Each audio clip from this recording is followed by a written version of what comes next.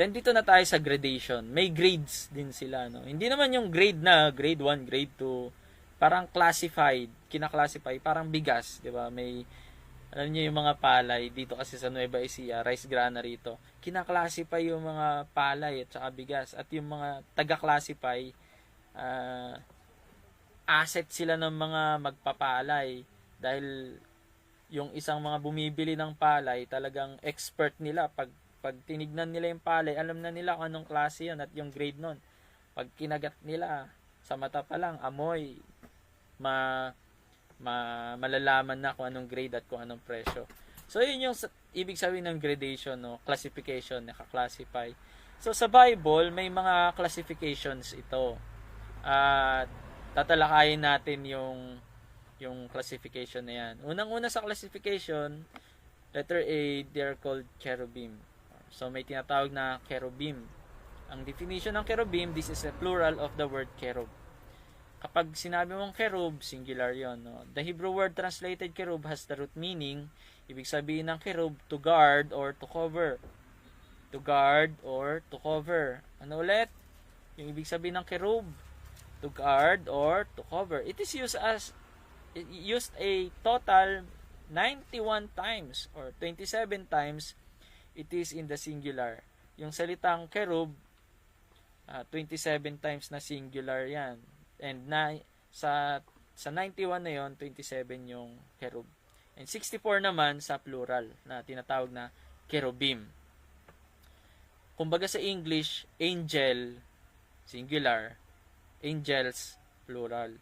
Sa English, pag nilagyan mo ng S, plural or pluralized form.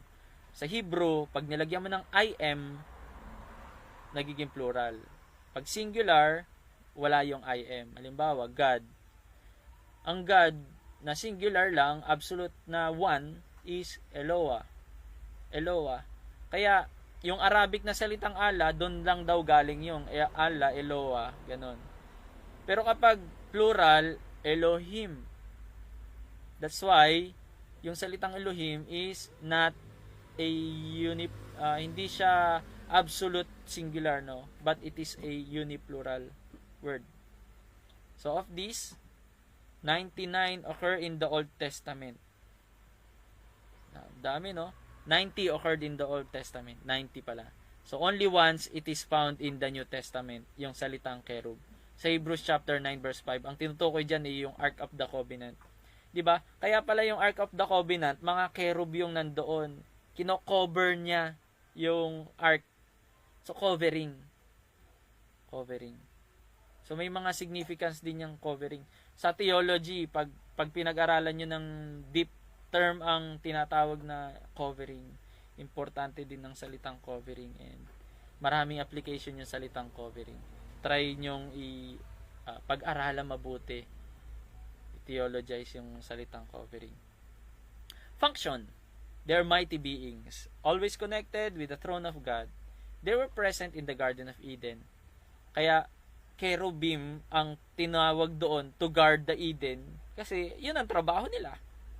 To cherub, to guard or to cover. At dahil dalawa yon, cherubim ang tawag sa kanila. Kung isa lang nilagay, cherub lang siya. So, they were placed there to keep Adam and Eve from the entering the garden.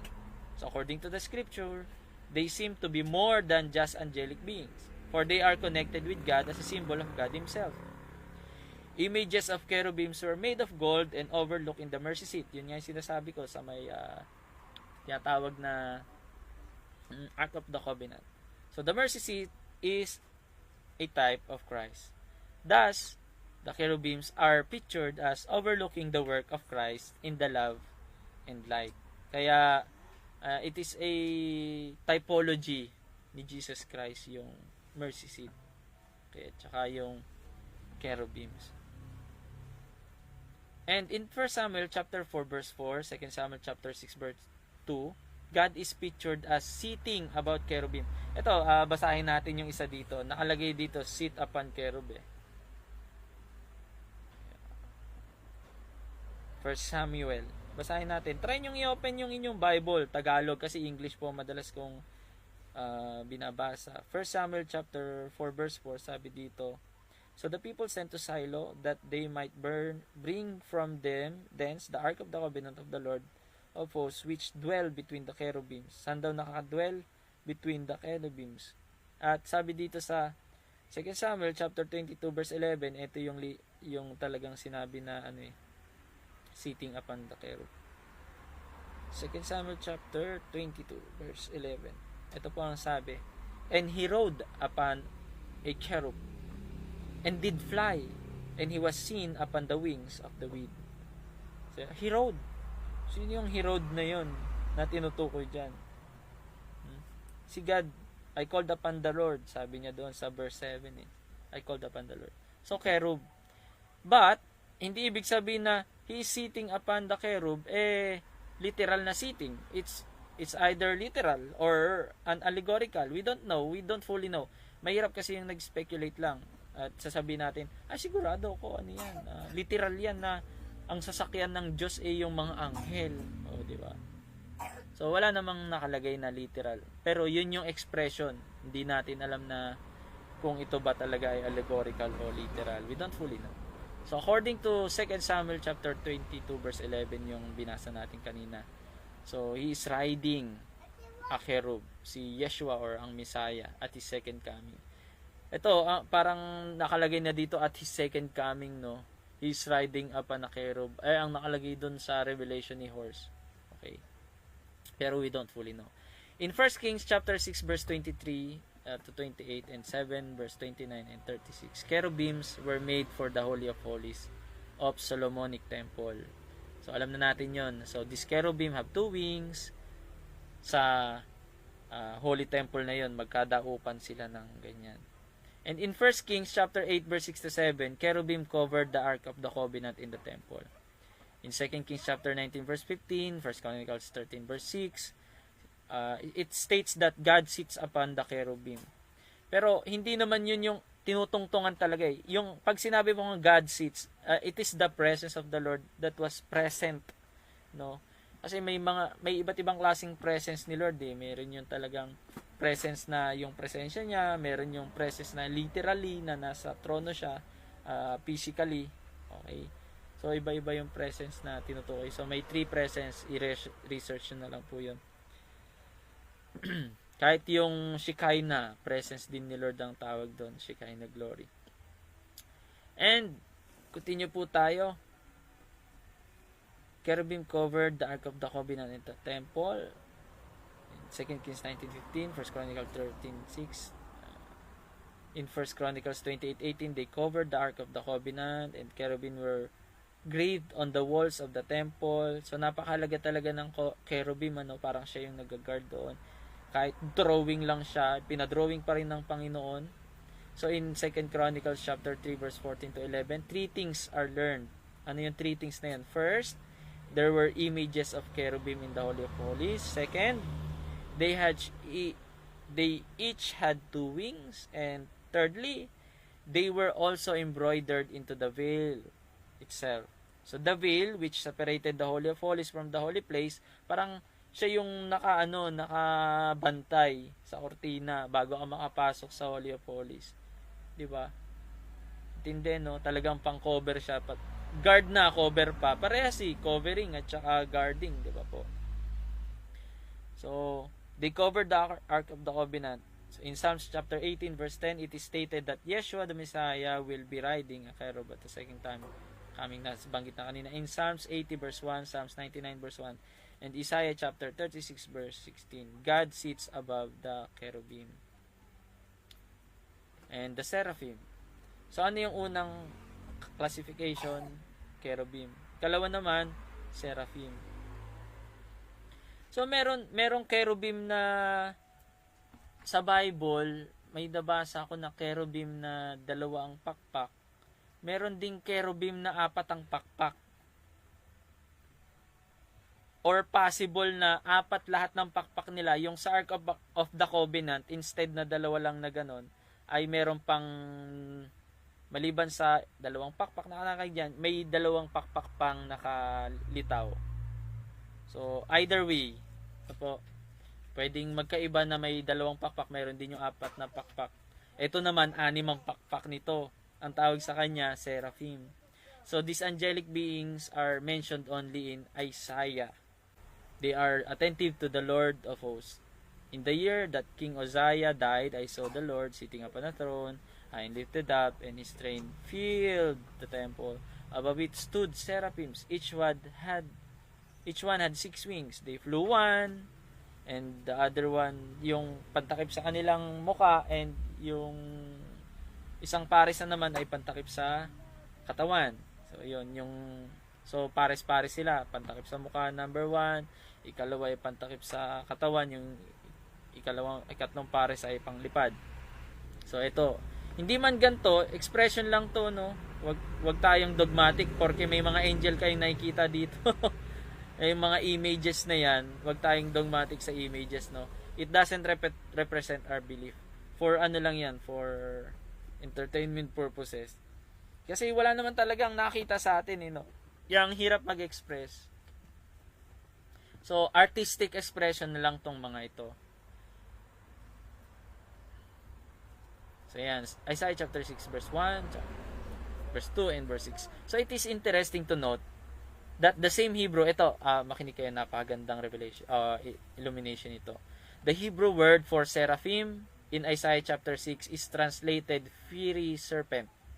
Fiery. Maapoy. O, fiery. In Numbers chapter 21 verse 8, this of course is a reference to the Lord Jesus Christ. Alam niyo yung sinasabi sa Numbers, yung may kinagat ng mga ulupong, and then ang utos ng Diyos kay Moses, gumawa ka ng isang pole na may serpent, o fiery serpent, brazen serpent.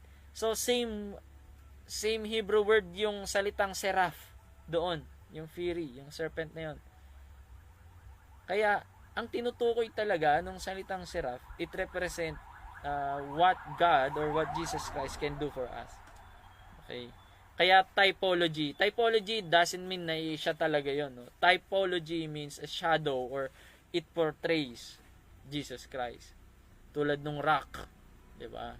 Typology, yung Ark of the Covenant, typology ni Jesus Christ. Abraham is also a typology of Jesus Christ. Okay? With same as Jacob and Isaac, puro sila typology ni Jesus Christ. So, hermeneutics 'yan about figures of speech. And then last, about the seraphim, some says that the 4 beasts, yung alam niyo yung 4 beasts doon sa Revelation, sabi nung iba nabasa ko ay seraphim daw yon. Sabi naman nung iba nabasa ko sa gotquestion.com, cherub naman yon. Pero wala naman talaga. There's no specific name or kind of angel stated in the book of Revelation. Ang nakalagay doon 4 beasts around the throne. So both are possible. But that's just late all to God. Ang hirap yung mag-speculate talaga or mag-conclude. Okay? We theologize and we take sides. Yun ang problema sa theology. Kapag nagkaroon ka ng kabilang opponent sa iyong idea, ay masyado kang nagkakaroon dogmatic. We are clashing to each other. So, hindi nagiging healthy yun. Disunity talaga. Even though, talagang kitang-kita naman disunity sa mga theology, pero hanggat maaari, iwasan natin maging dogmatic. Ano po? So, since the word seraphim is simply a description, it may be that the seraphim are simply fiery beings or fiery beings. They may or may not be a distinct kind of angel. Kung pwedeng sabihin natin na hindi talaga kind yung seraphim kasi dahil sa kanyang pangalan na seraphim of fiery siya, it's either an illustration para makilala siya, yun yung tinawag sa kanya, seraphim. Okay? Pero madaling maano yung kind eh. So, tulakayin ngayon natin yung 4 beasts kasi sa Revelation chapter 4 verse 6 to 9, chapter 5 verse 6 to 14, chapter 6 verse 1 to 8, 14:3, 15:7, and 19:4, tinutukoy dun yung 4 living creatures na may iba-iba silang muka. At iba-iba rin mukha ng cherub. Ito namang seraphim din malapit sa throne ng God, ni God as bantay din doon. Kaya sinasabi nila it's either cherubim or seraphim. So the text that describe these creatures do not indicate that they are figurative. Wala nang sinasabi na figurative being lang yung mga tinutukoy sa Revelation. No, they are actual beings. Ewan ko, siguro pagdating natin doon, magulat tayo. Sanay lang tayo makakita, aso, agila, tao. Pero yung isang nilalang, apat ang muka, eh, sabi nung iba, ano lang yun, typology. Dahil yun yung gospel na, limbawa, yung kay Matthew, yun yung pagiging tao ni God, sa Mark yung servant ni God, di ba? As an ox, and then yung John yung as an eagle, di ba? Parang typology. At ewan ko, baka nagkabali-baliktad ko, no? Hindi ko po kabisado. Hindi ko perfect yun sa full gospel yung kanilang mukha. Re-review ko pa. So hindi naman ako ganong katandain, ano po. Pero na-review na natin 'yan. At sinasabi nila na isa lang talaga mukha, pero parang expression lang 'yan. Pero mas naniniwala ako na literal talaga na ganun ang itsura nitong four living creature.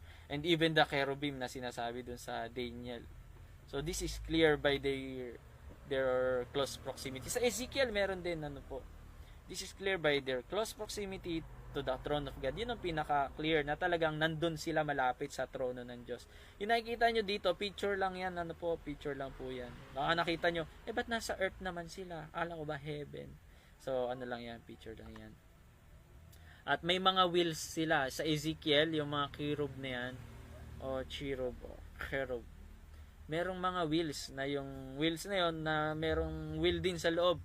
Kaya ito yung mga ginagamit ng mga ancient na tinatawag na ancient aliens.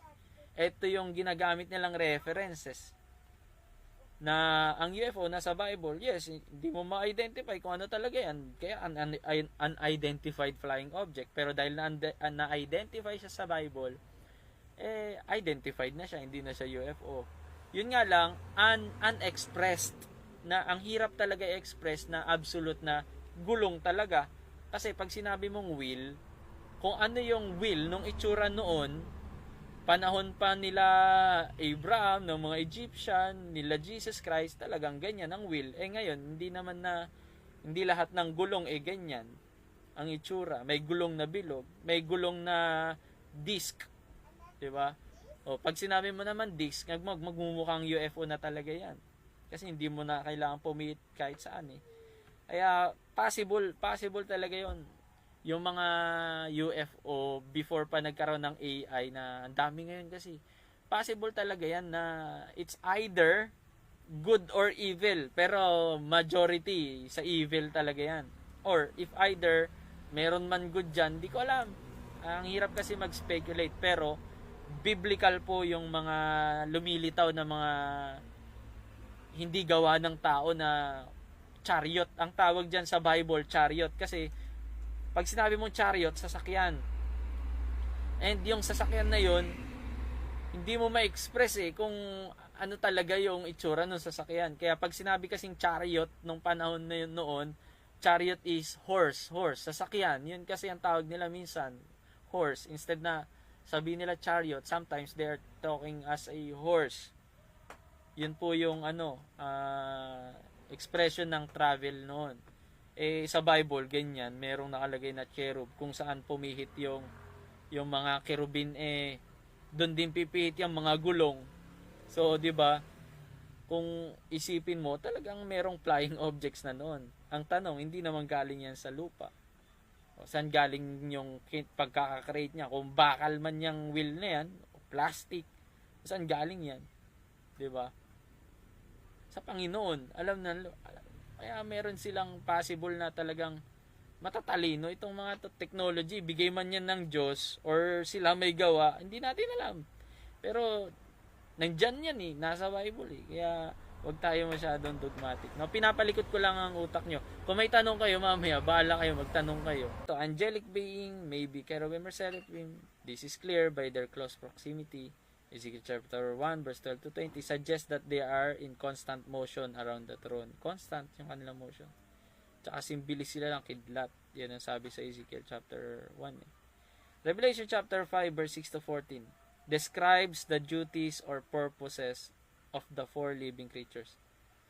So they fall down and worship the Lamb, Jesus Christ. So they worship. Okay? offering the same reverence to Him that they did to the Father. Proof positive of deity of Jesus Christ. Kasi sinasamba nila si Jesus, lumuhod sila kay Jesus, kala ko ba ang sasambahin lang ang Diyos? Bakit kay Kristo sila lumuhod, mga anghel? Kung hindi Diyos si Jesus Christ, bakit kailangan luhuran? Walang ibang dapat sambahin kundi ang Diyos sa langit. Kaya dito pa lang, proof positive na si Jesucristo po ay Diyos. Hindi tao. Diyos talaga, kapatid. Yung mga baka biglang may nanonood ngayon sa Pastor's Notebook, proof po yan na mali po talaga yung turo na tao lang si Kristo. Diyos po siya. So, magandang gabi sa ating pong mga listener and watcher sa atin pong Facebook page. Nakahabol si Brother Leonard, Sister Glendan, Brother Danilo, and Sister Carlene Hatulan. Magandang gabi. Continue po tayo. Revelation chapter 4 verse 6 to 9. Yan yung lumuhod sila. So, 4 beast yun. Ngayon, classification in kind ito. Ngayon naman sumunod, classification in as title. Kasi may mga title tong angel Ito, halimbawa, anointed cherub. May tinutukoy sa Ezekiel chapter 28 verse 14 na anointed cherub. And no doubt, this was Satan in his unfallen state. Unfallen. Lucifer pa lang pangalan niya. Unfallen. Ibig sabihin, hindi pa siya nagkasala. Ang tawag sa kanya, thou art anointed cherub. Pinili, kaisa-isa. Pag sinabing anointed, pinili talaga, kaisa-isa. Sa dami-dami ng cherubim, siya yung anointed. That covered. Tignan nyo, no? Yung salitang cherub means covering. Tapos may salitang covered pa. Guarded and covered. Intindi, no? So, thou art anointed cherub that covereth, and I have set thee so was upon the holy mountain of God, and has walked up and down in the midst of the stones of fire. Ezekiel chapter 28, verse 14. So, ang title ni Lucifer noon, anointed cherub. So, the word cherubim is more on the ministration or function of these heavenly beings. So, ibig sabihin siya ay guardian. Si Lucifer isa sa guardian. Maliban sa sinasabi natin na worship leader kasi may built-in siya na mga pipes and tabrets. Yun yung nakalagay kasi sa Ezekiel pipes and tabrets was set upon thee or prepared in thy workmanship. Yun yung word. So, anointed cherub yung title. May ikalawang title, yung salitang archangel. At walang ibang tinutukoy na archangel sa Bible, iisa lang, palaging si Michael. So, when contending with the devil, he disputed about the body of Moses. Yun yung word Michael the archangel. Talagang the arch. Pag sinabing the archangel, nag-iisa lang. Distinct sa kanya yung title na yun. The archangel. Pag an archangel, maraming archangel. Pero the archangel. So, there's not bring against him a railing accusation, but said, the Lord rebuke thee. Jude chapter 9. Jude verse 9. Isang chapter lang kasi. So, sa 1 Thessalonians chapter 4 verse 16, ganun din yung sinasabi, Michael the Archangel, siya yung mag-blow ng trumpet. Iba yung sasalubong, iba yung magbo-blow ha. Kasi may religion na, may sekta na nagsasabi na si Jesus Christ yung Michael Archangel Ewan ko kung yun yung paniniwala po ng iba dito, pero ako ayaw ko namang mag-dogmatic, pero cannot be sa akin yun. Isang malaking X. Jesus Christ is not Michael Archangel. Dahil si Michael Archangel nakipagbunuyan kay nung panahon ni Daniel, may Prince of Persia na tinatawag doon, at tinulungan daw si Gabriel. Unang araw pa lang, sinagot na yung panalangin, umabot pa ng 21 araw, tinulungan daw siya ni Michael Archangel. Nakipagbuno siya sa isang prinsipe ng Persia, may tutulong pa ng prinsipe sa Gresya. Ay yung mga tinutukoy na prinsipe doon, mga dominion ng kaaway, walang iba kundi mga kampon ni Satanas. Sa Matthew chapter 25 may nakalagay doon, 'di ba, yung naihanda para sa diablo yung apoy at sa kanyang mga anghel. So, yun yung mga prince na tinatawag. May mga princess din sila.